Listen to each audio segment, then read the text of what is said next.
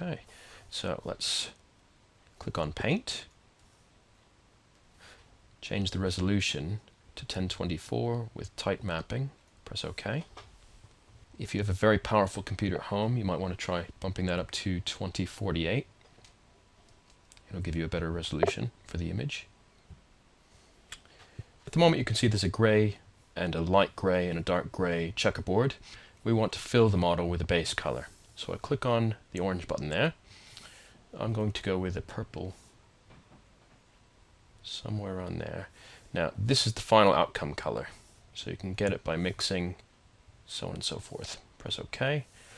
Now the middle slider is strength. I want to boost that to 100% and click on F for fill. Okay. Now I'm going to add some accent color. So I'm going to get perhaps a blue, something like that. Press OK. Now I want to turn the strength down to maybe about 15%. And my paintbrush, I don't want a hard edge. I'll show you the difference. I'll adjust the size down a bit. I don't want, if I turn the 100% strength for a second, I don't want a hard-edged brush. What I do want is to move hardness all the way to the left, so it's a soft edge, but I also want to turn strength way down. And I'll just add a little bit of another color with a bit of a blue near the head. And you can see the subtle variation. I don't want to go 100% anywhere, and I want to keep it more random. And for the purposes of this demonstration, I'm not actually going to paint the entire model.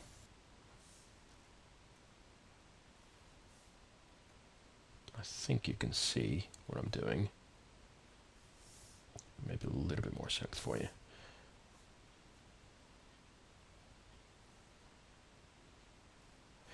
Now it helps if you have a digital tablet to draw on.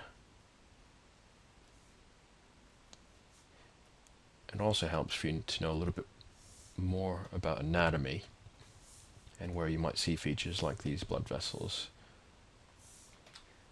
Okay.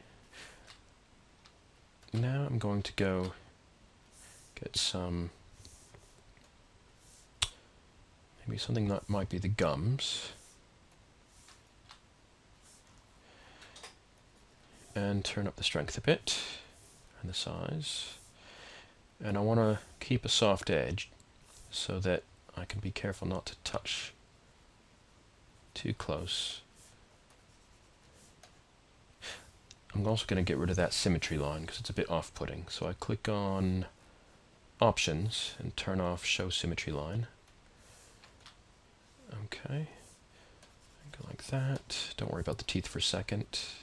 Now, if I had a higher resolution mesh, you wouldn't see these sort of jagged little lines there. But for the purposes of this demonstration, it should be good enough. Now I'm going to get something slightly lighter.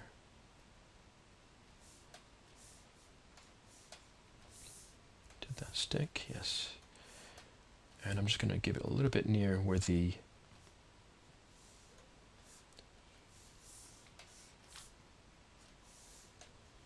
teeth are, to give it a little bit of glint. And also right about there. And then I'm going to go for something a little bit darker, but not too dark. Maybe turn the strength down a bit. Don't worry about making it perfect for this assignment. This is meant to be a bit of just a taster of what the application does. And then of course, if you really enjoy it, you can come to the Digital Art Club on Fridays. If you're doing designs for video games, use low resolution meshes like this one. The reason is all of the rendering is what we call real time. So while the person is playing, the computer has to calculate what everything looks like in real time. But for the film industry, if you're making a movie or a commercial, the resolution of the mesh will be much, much higher. And that is because once they've worked out all the animation, they can then render all of the frames and it doesn't really matter how much time it takes because they can leave it running overnight. Okay, one more thing for this tutorial, and that is I'm just going to get something for the inside of the mouth. I'm going to do it fairly quickly.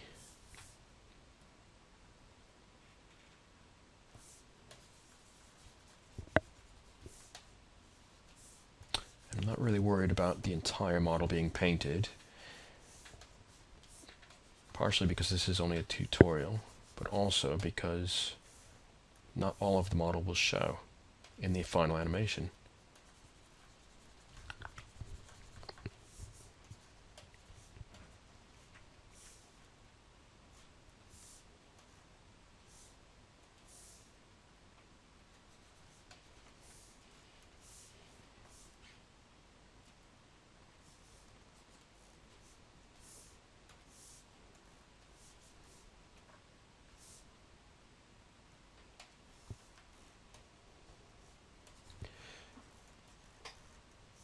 Simulating geometry, bumps and things like that, speeds up rendering time. So in video games, they use color instead of modeling textures.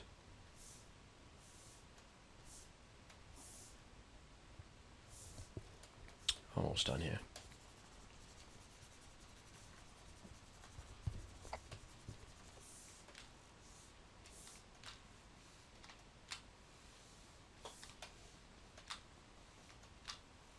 Okay, that's as far as I'm going to bring it for this one.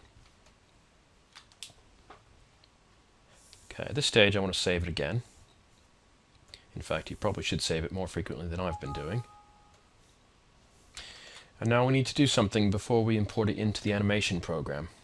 We need to save our painting as an image map. So to do that, we click on Show Advanced Tools, and we say Save Texture Map, which is this one right here. We're going to save it into our folder where we have everything else. So if I click on Desktop, and I've got Alien Animation, and I'm going to save it as a JPEG instead of a PNG, but either will work. And I'm going to call this Alien 3 Texture Map. Say Save. And we also want to export an OBJ for this object. Okay, so we've saved it as a Sculptris file, but we also need to export it into an OBJ file so that we can import it into 3ds Max. So to do that, we click on OBJ Export. Again, make sure you're saving it in the right place. Alien Animation. This is called Alien 3. And save as type. I'm going to change it to Wavefront OBJ. Click on Save. The next part of this tutorial will be animating this alien in 3ds Max. Stay tuned.